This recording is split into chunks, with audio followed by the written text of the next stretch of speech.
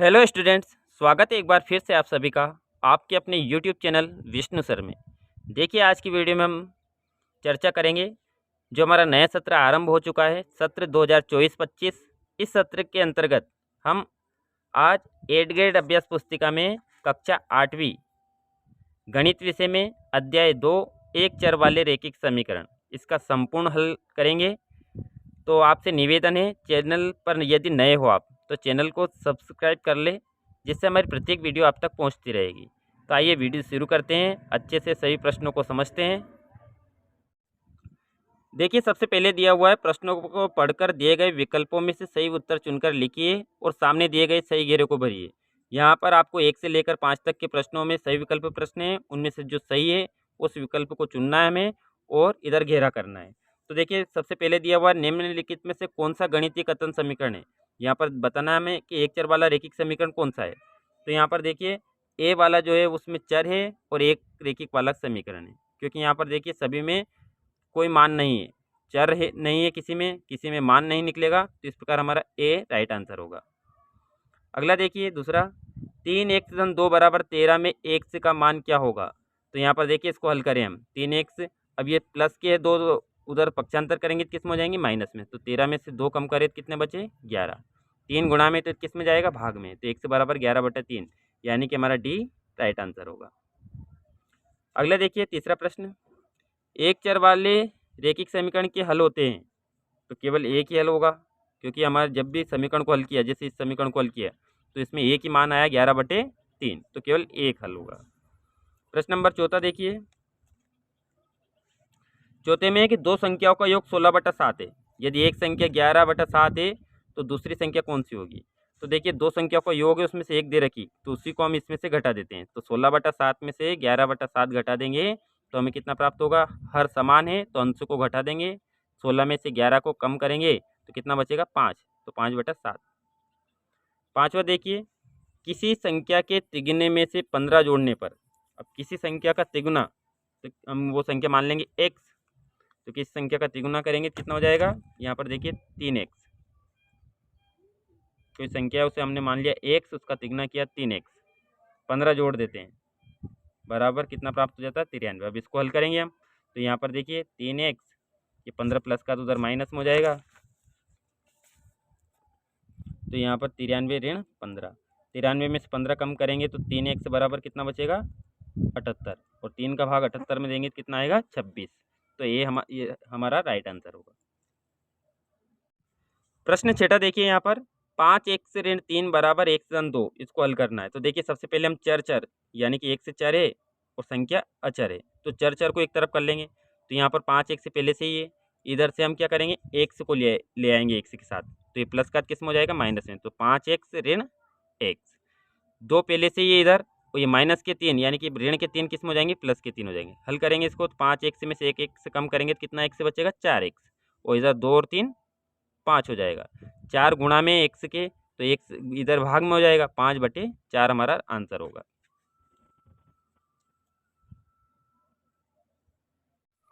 प्रश्न सातवां देखिए, यहाँ पर किसी संख्या को 8 से भाग दिया जाता है तो परिणाम ऋण 3 प्राप्त होता है, वह संख्या ज्ञात कीजिए। तो हम मान लेंगे, जो भी संख्या हमें ज्ञात करना उसको मानना होगा, हमें चर मान लेते कोई सा भी, जो हमारे अल्फ़ाबेट है ए से लेकर जेड तक, उसमें से किसी भी चर को मान लेंगे हम अल्फ़ाबेट को। जैसे एक से हमने मान लिया कि वह संख्या एक से अज्ञात है, तो उसमें किसका भाग दिया जाता है, 8 का, तो एक से में 8 का भाग दे दिया हमने, कितना प्राप्त हो जाता है, बराबर ऋण 3। अब देखिए, यहाँ पर 8 भाग में पक्षांतर करेंगे तो उल्टा हो जाएगा, भाग में किस में चला जाएगा, ये गुणा में, तो 1 से बराबर ऋण 3 गुणा 8, और 8 का गुणा 3 में करेंगे तो 8 3 24, तो ऋण 24 हमें प्राप्त होगा, तो संख्या क्या हो जाएगी, ऋण 24। प्रश्न 8वां देखिए, रमेश ने एक संख्या सोची, उसको 2 गुना किया, उसमें 20 जोड़ा, और जो परिणाम आया उसमें 25 का भाग देने पर 4 प्राप्त हुआ, तो संख्या क्या है। तो माना वह संख्या एक से मान लेते हैं हम, कि माना कि उसने एक से संख्या सोची, कोई सी संख्या सोच ली, उसको दुगना किया तो कितना हो जाएगा, 2x, दुगना करेंगे तो 2x हो जाएगा, कितना जोड़ा, उसमें 20 जोड़ दिया, और फिर उस जो परिणाम हुआ उसमें किसका भाग दे दिया, 25 का, और कितना प्राप्त हुआ, बराबर 4। अब इसको हम समीकरण को हल करते हैं। सबसे पहले देखिए, 25 भाग में दोनों के, तो हम इधर ले जाएंगे, पक्षांतर करेंगे तो किस में आएगा, ये गुणा में, तो यहाँ पर 4 गुणा 25 हो गया। ये 2x धन 20 बचेगा इधर की साइड, और इधर की साइड हो जाएगा 4 गुणा 25। 25 का 4 में गुणा करेंगे तो कितना हो गया 100। तो 2x धन 20 बराबर 100। अब ये हमारी सरल समीकरण हो गई। अब देखिए 20 प्लस में तो इधर किस में हो जाएगा माइनस में, यानी कि 100 में से 20 कम करेंगे तो कितना बचेगा 80। और ये 2 गुणा में है तो ये किस में जाएगा भाग में, यानी कि 80 में 2 का भाग देंगे तो कितना आएगा हमारा आंसर 40। अगला प्रश्न देखिए, प्रश्न नंबर 9। यहाँ पर दिया हुआ है 10 के 2 क्रमागत गुणजों का योग 210 है। 10 के 2 क्रमागत गुणज, यानी जैसे 10 का गुणज होते हैं 10, 20, 30, 40, 50, 60, 70, 80, 90, 100, 110, 120, ये क्या है 10 के गुणज है। तो उनमें 2 लगातार गुणज है जिनका योग करने पर 210 आता है। उनमें से छोटा गुणज क्या होगा? तो देखो 10 के 2 क्रमागत गुणज मान लेते हैं हम 10x, अगला मानेंगे तो 10 और बढ़ जाएंगे 10x धन 10। अब इन दोनों का योग कितना है 210, तो इन दोनों का योग कर दिया हमने 10x और 10x धन 10 का। तो 10x धन 10x धन 10 बराबर कितना आता है 210। अब 10x और 10x से कितना हो जाएगा 20x, और ये प्लस का 10 है तो इधर पक्षांतर करेंगे किस में हो जाएगा माइनस में। अब देखिए यहाँ पर 20x 210 में से 10 कम किया तो कितना बचा 200। अब 20 गुणा में है तो इधर पक्षांतर करेंगे किस में जाएगा ये भाग में, और 200 में 20 का भाग देंगे तो हमें 1 से बराबर 10 प्राप्त होगा। अब देखिए अब सबसे छोटा गुणज पूछा है, तो सबसे छोटा गुणज 2 गुणज माने हमने, एक 10x और एक 10x धन 10 है। तो यहाँ पर 10x से माना हमने छोटा गुणज, तो x का मान 10 आए, दोनों गुणा में है तो 10 का गुणा 10 में करेंगे तो कितना प्राप्त होगा हमें 100, यानी छोटा गुणज 100 है, और बड़ा गुणज तो उसमें 10 और जोड़ देंगे तो 110। 100 और 110 कितना हो जाएगा 210। इस प्रकार हमारा छोटा गुणज क्या हो जाएगा 100। प्रश्न नंबर 10वां देखिए, x के किस मान के लिए निम्न का आकार का परिमाप 186 सेंटीमीटर है? x का यहाँ पर देखिए अज्ञात x दे रखा है दोनों में, तो हमें ज्ञात करना है, उसमें बताना है कि परिमाप किसका 186 सेंटीमीटर आए, तो x का मान क्या होगा। तो देखिए आयत का परिमाप का सूत्र है 2 गुणा लंबाई धन चौड़ाई। मान रखेंगे हम, परिमाप हमें दिया हुआ है कितना 186 सेंटीमीटर, तो 186 सेंटीमीटर 2 गुणा लंबाई कितनी है तो 2x धन 66 धन चौड़ाई कितनी है 5x धन 6। इसको हल करते हैं हम। तो देखिए यहाँ पर 2 गुणा में, तो सबसे पहले इसको भाग में ले जाते हैं, 186 में के भाग में ले गए 2 को। अब देखिए अंदर सरल करते हैं, 2x एक से x वाली जुड़ेगी तो 2x और 5x से कितना हो जाएगा 7x। 66 और 6 को जोड़ेंगे तो कितना हो जाएंगे 72। अब देखिए 2 का भाग देंगे हमें 186 में, कितना प्राप्त होगा 93, और इधर क्या बचा हमारा 7x धन 72। अब इसको हल करते हैं हम, 7x धन 72 बराबर 93। 72 प्लस में है तो उधर पक्षांतर करेंगे तो माइनस में हो जाएगा, तो 93 में से 72 हम कम करेंगे तो कितना बचेगा 21, और 21 7 गुणा में तो भाग में जाएगा, 7 का भाग 21 में देंगे तो 3। तो यहाँ पर x का मान क्या है हमारा 3, ये आंसर हो जाएगा। प्रश्न नंबर 11वां देखिए, एक बड़े एक पलंग बनाने के लिए रुपये 2600 लेता है, यानी कि कुल रुपये कितने ले रहा है वो 2600। इसमें प्रयोग की गई सामग्री की लागत 1100 यानी कि 1100 रुपये, यानी कि वो सामग्री खरीद के लाया, और मजदूरी लेता है 200 रुपये प्रति घंटा। जो घंटे लगते हैं उसमें 200 रुपये प्रति घंटे के हिसाब से वो मजदूरी लेता है। तो बड़े ने कितने घंटे कार्य किया, तो देखिए यहाँ पर कुल खर्च हमारा कितना है 2600। अब उसमें सामग्री जो खरीद के लाया वो है 1100 की, तो यानी कि सामग्री को हम कम कर देंगे, बचे कितने रुपए 1500 रुपये लिए उसने। तो 1500 रुपये उसने 200 रुपये घंटे के हिसाब से लिए, तो कितने घंटे कार्य किए, तो देखिए 1 घंटे का 200 रुपये लेता है, तो 1500 रुपये में लेने में कुल कितने घंटे लगे, तो हम 1500 में 1500 में 200 का भाग दे देंगे, तो 2 शून्य से 2 शून्य कट जाएगी, 15/2 यानी कि 2 का भाग 15 में कितनी बार जाएगा 7 बार। तो यहाँ पर हो जाएगा 7 सही 1/2 घंटे, ये हमारा आंसर होगा।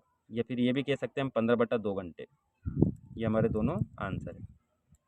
अगला प्रश्न देखिए, प्रश्न 12वां देखिए, समीकरण हल कीजिए। यहाँ पर समीकरण दे रखी है हमें परिमेय संख्या के रूप में z/2 ऋण 1/5 बराबर z/3 धन 1/4। इसको हल करेंगे हम। तो देखिए यहाँ पर सबसे पहले इस वाले समीकरण में हम क्या करेंगे, जो चर वाली संख्या उसको एक तरफ कर लेंगे, यानी कि z/2 इधर z/3 है तो ये प्लस का है, तो इधर लाएंगे तब माइनस में हो जाएगा, तो ऋण z/3 हो जाएगा। इधर 1/4 पहले से ही हमारे पास, उधर से हम ऋणात्मक है तो किस में हो जाएगी धनात्मक, धन 1/5। अब देखिए यहाँ पर एलसीएम लेते हैं, 2 और 3 का एलसीएम क्या हो जाएगा 6, तो 2 का भाग 6 में देंगे तो कितनी बार जाएगा? 3 बार। तो 3 जेड हो जाएंगे और इधर कितने जेड हो जाएंगे? 2 तिया 6, 2 जेड। इधर 4 और 5 का एलसीएम 20 होगा, क्रॉस गुणा हो जाएगा, 5 एकम 5 और 4 एकम 4। अब देखिए यहाँ पर 3 जेड में से 2 जेड कम करेंगे तो कितने जेड बचेंगे हमारे पास? 1 जेड बटे में 6। इधर 5 और 9 कितने हो जाएंगे? 4 और 5 कितने हो जाएंगे? 9, 9 बटा 20। अब ये 6 भाग में है तो उधर गुणा में ले जाना है क्योंकि जेड का मान निकालना है हमें। तो 9 छः कितना हो जाएगा? 54 बटा 20। 2 का भाग देंगे हम ऊपर नीचे, तो 54 में 27 बार और 20 में 10 बार। अब इसको अगर हम मिश्रित भिन्न में लिखना चाहे तो 10 का भाग 27, ये हमारा आंसर है। अगर मिश्रित भिन्न में लिखना हो तो यहाँ पर 10 का भाग 27 में कितनी बार जाएगा? 2 बार और 7 बच जाएंगे, तो 2 सही 7 बटा 10। प्रश्न 13वां देखिए।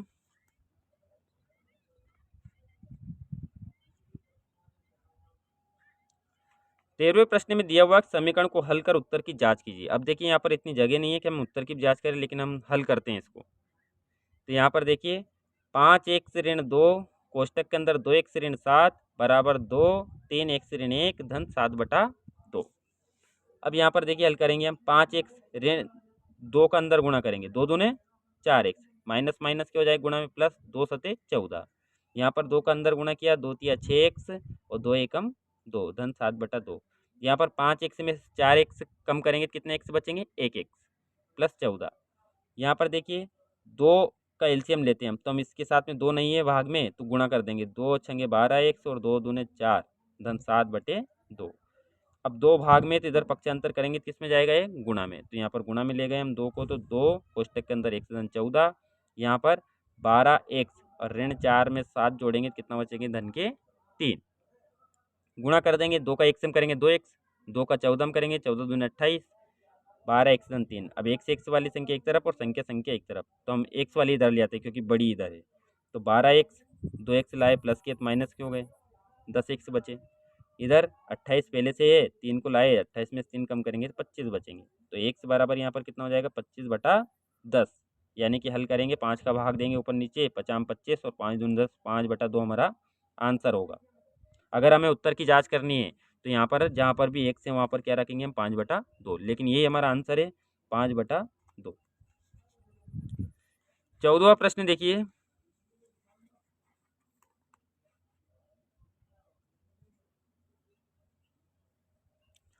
एक माँ और उसकी 2 पुत्रियों ने एक कमरे का निर्माण रुपये 75,000 में करवाया। तीनों ने मिलकर, उसकी माँ और उसकी दोनों पुत्रियों ने मिलकर 75,000 में कराया। बड़ी पुत्री ने अपनी माँ के भाग की धनराशि का 3/8 धनराशि का योगदान दिया, यानी कि जितना भी उसकी माँ ने दिया उसका 3/8 दिया। छोटी पुत्री ने उसकी माँ के भाग की धनराशि का 1/2 धनराशि दी। तीनों ने पृथक पृथक कितनी धनराशि का योगदान दिया? तो माना कि माँ ने x, क्योंकि माँ की हमें मालूम नहीं है कि उसने कितनी धनराशि दी, तो उसको क्या मान लिया? x। अब बड़ी पुत्री ने कितना दिया? उसका 3/8, तो x का 3/8 कितना हो जाएगा? 3x/8। उसकी छोटी पुत्री का क्या हो जाएगा? आधा भाग, यानी कि 1/2। तो हम x/2 कर देंगे क्योंकि उसकी माँ x है, तो x का 1/2 कितना होगा? x/2। तब अब इन तीनों को कुल मिलाकर हम योग करेंगे तो कितना रुपये आता है हमारे पास? 75,000। तो x धन 3x/8, x/2 बराबर 75,000। 8 और 2 का एलसीएम 8 होगा, इधर हमने 8 एलसीएम निकाल लिया।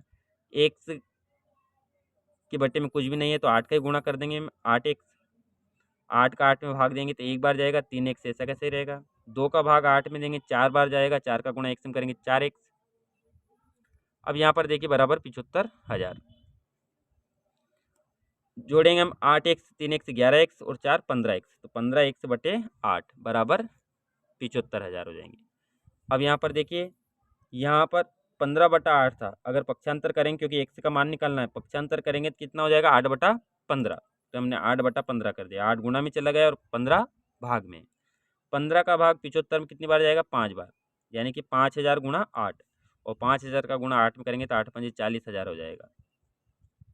अब माँ की जो हमने मानी थी कि धनराशि, तो माँ की धनराशि कितनी मानी थी हमने? 100 रुपये। तो माँ ने जो कुल दिए पैसे वो कितने थे? 40,000, क्योंकि x का मान 40,000 आया। बड़ी बेटी ने माँ की धनराशि का 3/8, तो 3/8 कितना होगा? 40,000 का 3/8 कितना हो जाएगा?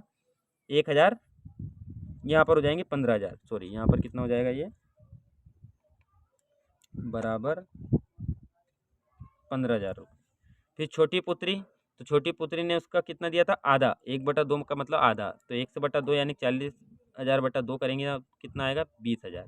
तो इस प्रकार 40,000 उसकी माँ की धनराशि हो जाएगी, बड़ी बेटी की 15,000 हो जाएगी और छोटी पुत्री की 20,000 हो जाएगी, और तीनों को मिलाकर कुल धनराशि कितनी होगी, 75,000। अंतिम प्रश्न देखिए, प्रश्न नंबर 15। नीचे समीकरण मॉडल दिया गया है, यानी कि हमें जो चर के साथ में गुणा में है उसे इस प्रकार दर्शाना है। अगर माइनस है तो माइनस के उतने गोले लगाने हैं, प्लस है तो प्लस के भी उतने गोले बनाने हैं। तो देखिए यहाँ पर 7y है, चर कितने हैं, 7 चर है, तो चर को हमने इस प्रकार दर्शाया, 7 चर बना देंगे, 1 2 3 4 5 6 7। फिर क्या प्लस है, कितने, 14 प्लस है, तो हम 1 2 3 4 5 6 7 8 9 10 11 12 13 14 प्लस 14 हो गए, बराबर कितना आया, प्लस के 7, तो प्लस के 7 बना देंगे, 1 2 3 4 5 6 7। अगला देखिए, 5 1 से ऋण 6, तो 5 1 से चर कितने हैं, 5, तो हम 5 ही बनाएंगे यहाँ पर, 1 2 3 4 5। फिर माइनस कितने हैं, 6, तो माइनस के 6 बना देंगे, 1 2 3 4 5 6। फिर प्लस के 6 है, तो 1 2 3 4 5 6, यहाँ पर 6 होंगे, 1 2 3 4 5 6, एक ज़्यादा बन गया तो इसको काट देंगे हम। फिर बराबर कितना आता है, 4 + 6, तो 4 1 2 3 दोनों प्लस किए, फिर 1 2 3 4 5 6। तो इस प्रकार हमें इन मॉडल को बनाना था। तो देखिए, आज की वीडियो में हमने अध्याय 2 एक चर वाले रैखिक समीकरण इसका संपूर्ण हल किया। वीडियो अगर अच्छी लगी हो तो लाइक करें, चैनल को सब्सक्राइब कर ले, जिससे हमारी प्रत्येक वीडियो आप तक पहुँचती रहे। Thank you.